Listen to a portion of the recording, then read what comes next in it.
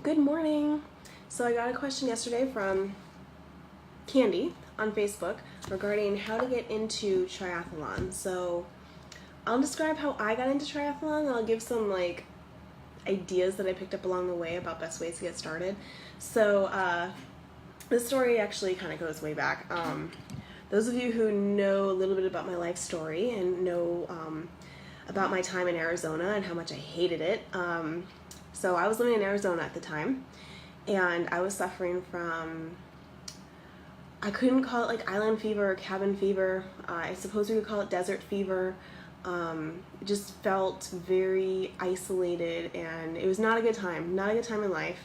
And I was trying to join the Army, and those of you who know my Army joining story, it was perhaps the most stressful time of my life. So I think I lost like a year off my life just going through that process.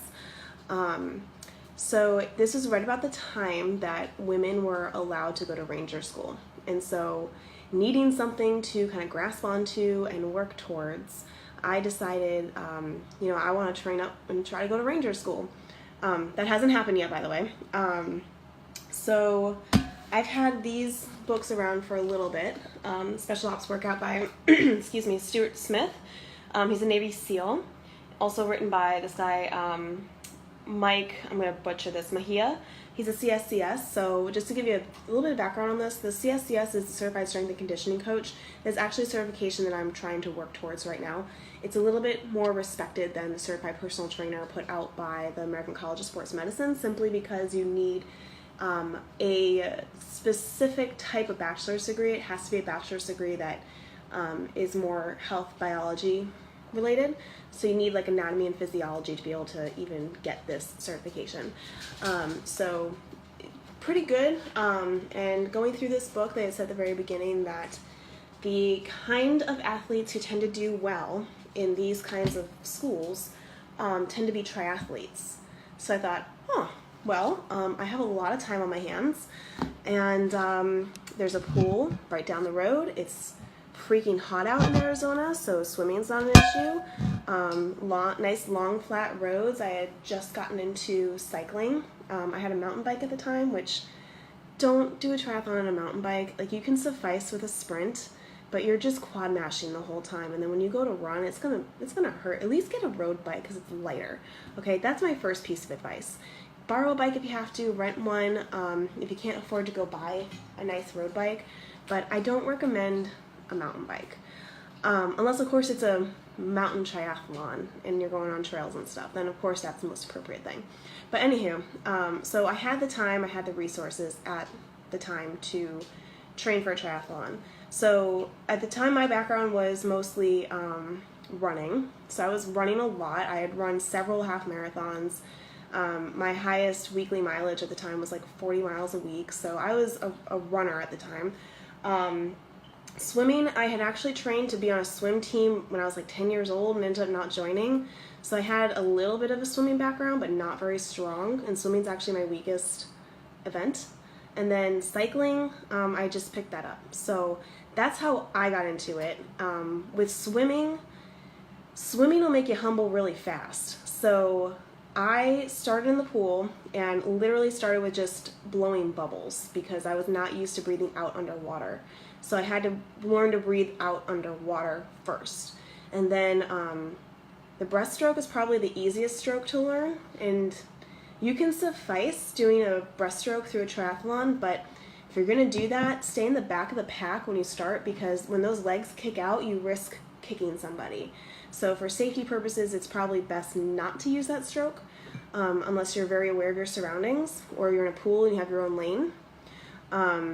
But you can. So that's how I started to get my swim fitness up, was I started with the breaststroke to practice breathing. So, literally doing like literally, that's what I was doing in the water just to get used to it. And then eventually made my way up to doing alternating laps between breaststroke and the crawl or freestyle. And it took me a while to learn to breathe on my side. And swimming's a lot of technique, so I wouldn't expect you to be really good at it right away, really, or anybody. Get a coach if you can. Join master swim teams if you can. Those are going to give you a lot of help.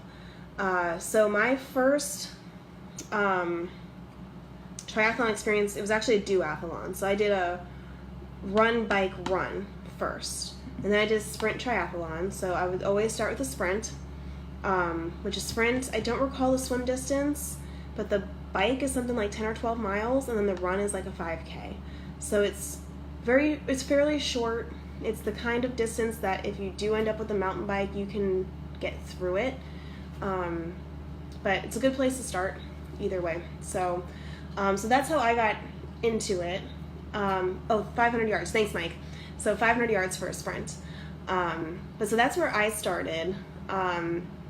For people now, what I would recommend is if you've never seen a triathlon before, it's so different from other sports because of the transitions. You're transitioning from different disciplines. So here in Hawaii, we have some kids triathlons that are put on by Hawaii Triathlon Center, and I would recommend going and volunteering for one of those. It's a really easy volunteer job. You just show up, you cheer the kids on, you basically direct them. You don't have to have any triathlon experience. You just have to be willing to put a smile on a kid's face who is really embracing the suck at that moment. So, and then you can kind of see how it works. So you can walk around, observe, watch how the transitions work, and get at least a sense for how a race is run, while also, doing something good. And then I would look for a sprint, and I would, start, just get in the pool, splash around a little bit, get comfortable. I used YouTube a lot at the very beginning, so drills. I didn't realize how important drills were with swimming from the start, so I would recommend getting those drills down. They're hard, yeah, but that's kind of the point, and it helps your swim, your form and your technique, and swimming's like all form and technique. So, of course, you need a base level fitness as well. So I guess that's where I started, was my base level fitness with the breaststroke. So I guess start there and then work on technique and form as you go, would be my recommendation. But there's lots of triathlon coaches out there, so I know I've tagged my coach a number of times. She's fantastic. I always recommend her. Her name is Christy Osborne. She's with QKO Racing. So she's wonderful. Highly recommend her. You can get a coach at any stage, really. I decided for a half Ironman and an Ironman, that was the level at which I was willing to get a coach. You can get through sprints and Olympics without a coach and just some kind of like online generic training plan. But it's totally up to you what your comfort level is. So that's how I got started with triathlons. Thanks for the question, Candy. And next up, I'm going to but talk about Wayne's favorite topic, which is chocolate. So in a day or two, we'll talk about chocolate. All right, thanks.